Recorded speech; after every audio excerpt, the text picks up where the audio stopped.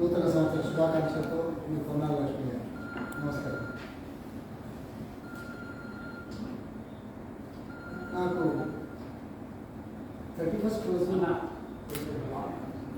ఓ media మిత్రుడు phone చేస్తే బాగున్నారా అని. బాగేమిటి, బాగుండాలి, కానీ ఈ ప్రభుత్వంలో జరుగుతున్న పరిణామాల మీద ఏం బాగుంది? ఒకవైపు వడ్లు, ఒకవైపు రాష్ట్రం, మరోవైపు కేంద్రం, మద్దతు ధరలు, కొనుగోళ్ళు, ఈ డ్రామాలు ఒకవైపు. రెండో వైపు ఇంటర్ పిల్లల బాగోగుల గురించి తీసుకోవాల్సిన చర్యలు ఏమైందో కనబడుతున్నాయి. కొంతమంది ఆత్మహత్యలు చేసుకోవాలి. మూడవది ఆలోచన లేకుండా, సమీక్ష లేకుండా, సంప్రదింపు లేకుండా టీచర్లు ఈ ట్రాన్స్ఫర్స్ కానీ తర్వాత మిగతా కార్యక్రమాలు కానీ జరుగుతున్నాయి. ఇక నాలుగవది కొత్తగా అమూల్ ఏదో 500 కోట్లతో పెట్టుకున్నాం, చాలా పెద్దగా ప్రకటించారు. ఇక్కడ పాడివేతుల సంగతి మనం విశ్లేషణ చేసుకోవాలి. ఇన్ని సమస్యలు, రోజుకో సమస్య వస్తుంటే రోజుకో సమస్య మీద ప్రభుత్వాలు వెనకడుగు వేసేటువంటి పరిస్థితులు కనబడుతుంటే ఏం బాగుంటా ఉంటుంది అనే మాట నేను. ఇది పొన్నాల లక్ష్మి బాగున్నాడు కాదు, తెలంగాణ ప్రజలు బాగులేరని చెప్పడానికి చెప్పే ప్రయత్నంలో మీడియా ముందు మీ ముందు పూర్తి చేస్తాం. ఇవాళ రాష్ట్ర ప్రభుత్వం కేసీఆర్ గారు రైతు బంధు పథకం మీద సంభ్రమాలు జరుగుతుంది. ఏదో వాళ్ళు కదా మీకే తెలియదు వాళ్ళు. సరే, రైతు బంధు రైతులకు డబ్బులు ఇస్తుంది, కాదలేదు. కానీ రైతు బంధు ఇచ్చే నేపథ్యంలో సంభ్రమాలు జరుపుకుంటే రైతులకు వచ్చిన కష్టాల మీద సమీక్ష లేకుండా, పునరాలోచన లేకుండా, ఇబ్బందులు తొలగించకుండా చేసే పరిస్థితుల్లో సంభ్రమాలు. ఆ సంభ్రమాలలో కౌలు రైతులు ఉంటారా? కౌలు రైతులు ఎవరయ్యా? చిన్నపాటి రైతులు, ఎకరము, అరెకరము, 2 ఎకరాలు ఆయా గ్రామాలలో కౌలుకు తీసుకొని వ్యవసాయం చేసి పుట్ట గడుపుకునేటువంటి పరిస్థితులు ఉన్న నేపథ్యంలో ఎంతమంది ఉన్నారు? దాదాపు 13 లక్షల పైచిలకు రైతు కుటుంబాలు కౌలు తీసుకొని జీవనాన్ని గడుపుతున్నారు. అంటే 13 లక్షల కుటుంబాల్లో మీరు ఏం చేశారు? గొంతులు కోశారు, వాళ్ళని ఆదుకోవట్లేదు. ఆ తర్వాత వ్యవసాయం మీద ఆధారపడ్డ ఈ జనాలకు ప్రత్యేకత లేకుండా మరి వ్యవసాయం చేయని వాళ్ళను, వ్యవసాయం అంటే తెలియని వాళ్ళకు డబ్బులు పంచిపెడుతూ అత్యధిక శాతం మీరు సంభ్రమాలు జరుగుతారు. ఓకే, ఈ రైతు బంధు ఇచ్చిన ఈ వీళ్ళకు మొదలు కౌలు రైతుల గురించి మాట్లాడతారు. కౌలు రైతులు వ్యవసాయం చేయాలంటే భూస్వామికి కౌలు రూపాయన డబ్బు చెల్లించాలని సంవత్సరానికి కింద. అది మామూలుగా రైతుకు తనంతట తను చేసుకునే వాళ్ళకి ఈ కౌలు ఏదైతే కడుతున్నారో అది ఉండదు కదా. అంటే కౌలు రైతుకు అదనంగా కౌలు ఒక ఖర్చు, పెట్టుబడి. ఇది వాస్తవం కదా. అదేవిధంగా మామూలు రైతులాగే పెట్టుబడి వ్యయం కూడా కౌలు రైతులకు ఉంటుంది. దానికి ఇది లేదు కదా. అది కాకుండా ఇప్పుడు పండిన పంట అమ్మకంలో అటు మామూలు రైతులకు, ఇటు కౌలు రైతులకు ఇబ్బందులు ఉన్నాయి కదా. కొనుగోలు చేస్తున్నారా? చేయట్లేదు కదా. 50 రోజులు, 45 రోజులు కల్లాలలో పెట్టి ధాన్యాన్ని మొలకెత్తి ఆత్మహత్యలు చేసుకునే పరిస్థితులు ఇటు మామూలు రైతుల్లో ఉంది, కౌలు రైతుల్లో ఉంది. అటువంటిప్పుడు ఈ సంభ్రమాలు దేనికి అనేది ఒకటి. మద్దతు ధరలు వస్తున్నాయా? మద్దతు ధరలు వస్తున్నాయా? రావట్లేదు కదా. మద్దతు ధరలు రావడానికి రాష్ట్ర ప్రభుత్వం ఏం చేస్తున్నది? చేయట్లేదు. గతంలో మక్కలు వద్దన్నారు, దొడ్డొడ్లు వద్దన్నారు, సన్నోడ్లు వద్దన్నారు, ఇప్పుడు అసలే ఒడ్లు వద్దంటున్నారు.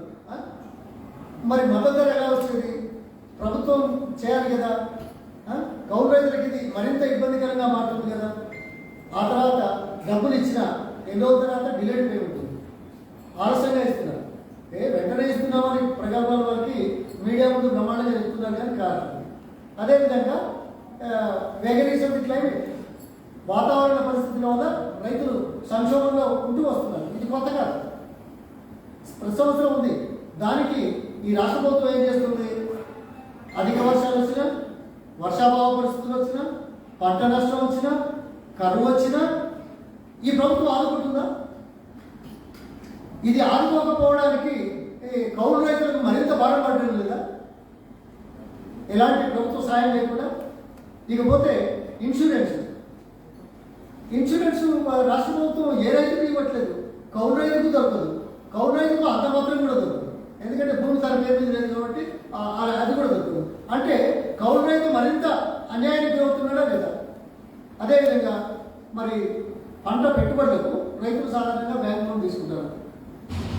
మనం బ్యాంకులోకి వెళ్తారు. అట్లాగే రూరల్ డెవలప్మెంట్ బ్యాంకు ముందుకు వచ్చి కొంత నిర్దేశిస్తుంది. మరి ఇది కౌలు రైతులకు వర్తించట్లేదు కదా. భూములున్న రైతులకు కొంతమంది తీసుకుంటారు, వాళ్ళు వ్యవసాయం చేసుకునే పరిస్థితుల్లో ఉన్నారు, వాళ్ళకి మద్దతు దొరకట్లేదు. కౌలు రైతులకు ఆ అప్పు కూడా దొరకదు కదా. ఆ అప్పు దొరకకపోతే ప్రైవేట్ వడ్డీ వ్యాపారస్తుల దగ్గరికి అధిక వడ్డీతో తీసుకోవట్లేదా? అంటే 13 లక్షల మంది గురించి నీకు ఆలోచన లేదు అనేది ఇక్కడ చాలా స్పష్టంగా ఉంది. అదేవిధంగా రైతులకు ఇది పంట బీమా అయితే లేదు కదా. కేంద్ర ప్రభుత్వం ఎంతో ఇస్తా ఉన్నా కానీ అది అమలు చేయట్లేదు కదా. ఇక కౌలు రైతులకైతే ఆ ముచ్చట కాదు కదా. అదేవిధంగా సెంట్రల్ గవర్నమెంట్ ఇచ్చిన, స్టేట్ గవర్నమెంట్ ఇవ్వలేదు అనేది. ఇకపోతే పశువుల బీమా కూడా లేదు. రైతులే కదా పశువులు పెంచుకునేది, కౌలు రైతులైనా పెంచుకుంటారు, మామూలు రైతులైనా పెంచుకుంటారు. మరి పశువుల బీమా లేకపోతే, పశువులు చచ్చిపోతే దాదాపు ఇవాళ పరిస్థితుల్లో చాలా ఉంది. ఇది కాకుండా పాడి పశువులతోటి, పాల ఉత్పత్తులతోటి రాష్ట్రంలో దాదాపు మరో 11-12 లక్షల కుటుంబాలు జీవిస్తున్నాయి. ఇందులో దాదాపు 2.5 లక్షల మంది ఏమో ఇది కోఆపరేటివ్ సెక్టర్లో ఉన్నారు, మరో 2.5 లక్షలు అవుట్ సైడ్ వివిధ కోఆపరేటివ్లో లేని డైరీలకు పాల్గొసే ఉంటారు. ఇది కాకుండా ఒక 7 లక్షల మంది స్వయంగా పాలు ఉత్పత్తి చేసి వినియోగదారులకు ఆయా గ్రామాలలో ఇస్తుంటారు. ఇది వాస్తవమే కదా. మరి 12 లక్షల మంది పాల ఉత్పత్తుల మీద ఆధారపడిన రైతు కుటుంబాలకు మీరు చేసింది ఏమిటి? తీసుకుపోయి అమలు తప్పేస్తారా? ఇక్కడ ఇలా అయితే గత 3 సంవత్సరాలు మీకు ఇప్పుడే మాట్లాడుతుంటారు, పాల ధర పెంచలేదు. నిన్నగా మనకు ప్రకటన వచ్చింది, ఏమొచ్చింది? ఏదో పెంచడం లీటర్కి ఇంత అని. ఇది గతంలో పెంచింది అన్ని ప్రాంతాలకు వర్తింపజేయకుండా ఇప్పుడు వర్తింపని ప్రాంతాలకు వర్తించే విధంగా చేసే ప్రక్రియలో పెంచామని డబ్బా కొట్టుకునేటువంటి పరిస్థితి ప్రభుత్వానికి రావడం సిగ్గుచేటు కదా. తర్వాత ప్రోత్సాహకాలు ఈ 12 లక్షల మందికి పెండింగ్లో ఉన్నది వాస్తవం కదా. లీటర్కి ఎంత ఇస్తామన్నది రాష్ట్ర ప్రభుత్వం. అదేవిధంగా పాల ఉత్పత్తి తగ్గడానికి కారణం ఏదో కనుక్కుందా ఈ సంవత్సరం లాస్ట్ ఇయర్? అంటే ప్రోత్సాహకాలు లేకనే కదా. ఒకవైపు ప్రోత్సాహకాలు లేకుండా రైతుల నడ్డి విరిచేటువంటి పరిస్థితులు చేస్తుంటే, నిమ్మకు నీరెత్తినట్టుంటే మీ సంభ్రమాలా? ఒకవైపు 13 లక్షల కౌలు రైతులు, మరోవైపు 12 లక్షల పాల ఉత్పత్తిదారులు, రాష్ట్రంలోని చిన్న సన్నకారు రైతాంగం ఏదైతే ఉందో దాదాపు 45-50 లక్షల మంది రైతులకు మద్దతు ధర లేక, మా బ్యాంకు రుణాలు సరిగ్గా దొరకక, ఇన్సూరెన్స్ లేక, పంట నష్టం లేక ఉండేటువంటి పరిస్థితులు మీ సంభ్రమాలా?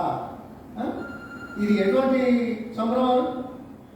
ఇప్పుడు పాడి రైతులకు ఏమైంది? ఫీడ్ రేట్ పెరిగింది, కూలీ రేట్లు పెరిగినాయి, వ్యవసాయంలో కూడా పెరిగింది. బట్ దీని గురించి చెప్పడంలో కూడా చెప్పేదానికి. అదేవిధంగా ప్రభుత్వం పట్టించుకోవట్లేదు, ఖాళీగా మాటలు మాట్లాడుతున్నారు. ఏదో 500 కోట్ల రూపాయల పెట్టుబడులు వస్తాయని పెద్ద ఎత్తున ప్రచారం చేసుకోవడానికి, అందులో ఉన్న నిగూఢం ఏదో విజ్ఞులకు కానీ, ప్రభుత్వం నడిపే వాళ్ళకు కానీ, తర్వాత కర్షకులకు కానీ తెలియదా? ఏమయ్యా దీనిలో ఉత్పత్తులు ఇన్వెస్ట్మెంట్ ఎందుకు తీసుకురావాలి? ఇదేమైనా కొత్త టెక్నాలజీయా? ప్రపంచంలో ఎక్కడ లేదు, ఇప్పుడు కొత్తగా వచ్చిందా ఇది తీసుకురావడానికి? విజయదేవి మొదటి నుంచి చేయట్లేదా? ఇది మనకు ఆలస్యంగా లేదా? మన దగ్గర ఉత్పత్తిని పెంచడానికి చేసే ప్రయత్నాలు ఈ రాష్ట్ర ప్రభుత్వం చేయడం లేదు. అందుకే సగటున 10 లక్షల లీటర్లు మహారాష్ట్ర, కర్ణాటక నుంచి ఎక్కువ ధరకు కొంటున్నారు. పాడి రైతులకు మంచి ధర ఇవ్వకుండా ఇతర రాష్ట్రాల నుంచి ఎక్కువ ధరకు కొనడంలో అర్థమేమిటో తెలియదనుకుంటున్నారా? అంటే ఇక్కడ దీన్ని ఇచ్చేయాలి. మీకు దోపిడీ తప్ప మరొకటి లేదు అనేది చాలా స్పష్టంగా కనబడతా ఉంది.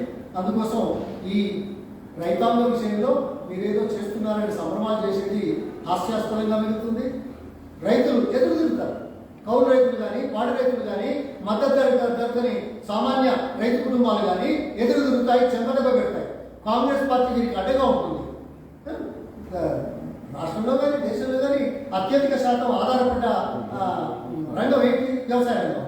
వ్యవసాయ రంగం మీద 65% మంది జీవిస్తున్నారు, జీవనం గడుపుతున్నారు, దేశానికి అన్నం పెడుతున్నారు. అటువంటి వాళ్ళ బాగోగుల గురించి ఆలోచించకుండా, అటువంటి వాళ్ళ అభివృద్ధిని కాంక్షించకుండా, అటువంటి వాళ్ళ అభివృద్ధికి తిలోదకాలు ఇచ్చే విధంగా, ప్రోత్సాహకాలు లేకుండా ఉండే విధంగా మరి దేశాన్ని సేవ చేస్తూ ఉంటే ఏమన్నట్టే? మెజారిటీ ప్రజల బాగోగులు చూడాలి ప్రభుత్వాలా? మేము చేసాం, రాజభవనాలు రద్దు చేసాం, భూములు పంచాం లేని వాళ్ళకు. ఇప్పుడు జలయజ్ఞం తీసుకొచ్చేసి ప్రతి చోట నీళ్లు కావాలన్నాం, మద్దతు ధరలు పెంచాం.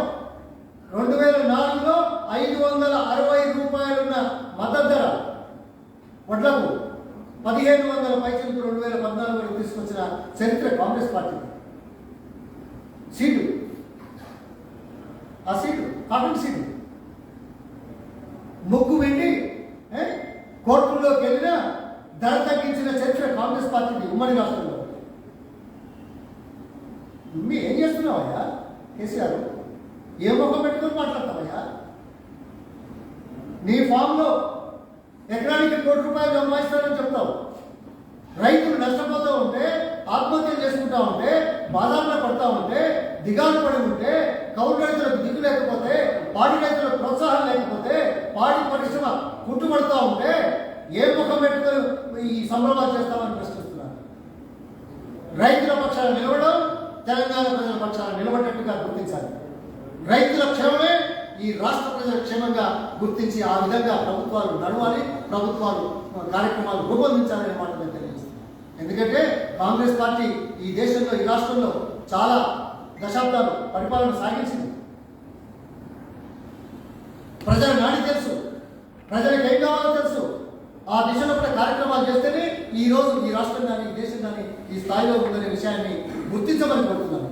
మీరు స్థానిక పాలకులు, రీజనల్ పార్టీస్ ఉన్న రోజులు తాను చేసుకోవడం పోతే ప్రశ్నించేది ఎక్కడ? నీ ఉనికి, నీ చరిత్ర, నీ కుటుంబం నీవే తప్ప రాష్ట్ర ప్రజల గురించి ఆలోచించే పార్టీలు అయినాయి, నాయకులు అయినాయి. ఏ వ్యక్తి శాశ్వతం కాదు. ప్రజల పట్ల, పరిపాలన పట్ల, రాజకీయాలలో వ్యక్తులు ముందుకు వస్తే ఆ దిశలో ఒకట నిష్ఠతోటి, పటిష్టతోటి, కాన్ఫిడెన్స్ తోటి, కమిట్మెంట్ తోటి పనిచేయాల్సిన అవసరాన్ని ఈ దురదృష్ట ముఖ్యమంత్రి గుర్తు చేస్తాం. దయచేసి రైతుల పక్షాన నిలబడండి. కాంగ్రెస్ పార్టీ రైతుల పక్షాన నిలబడుతుంది. ఈ సంభ్రమాలతో కాదు, ఈ అన్యాయానికి జరుగుతున్నది నష్టపోతున్న రైతాంగానికి అండగా ఉండి మేము నిలబడతాం. ప్రజాస్వామ్యంలో నిరసన ఒక హక్కు, ప్రజాస్వామ్యంలో మన ఆవేదన తెలపడం మన హక్కు. ఈ హక్కును వినియోగించుకునే విధంగా రైతులు ముందుకొచ్చి మరి నిలబడతారని, వారి కాంగ్రెస్ పార్టీ అండగా ఉంటుందని ఈరోజు నేను మీ ముందు సవినయంగా మనవి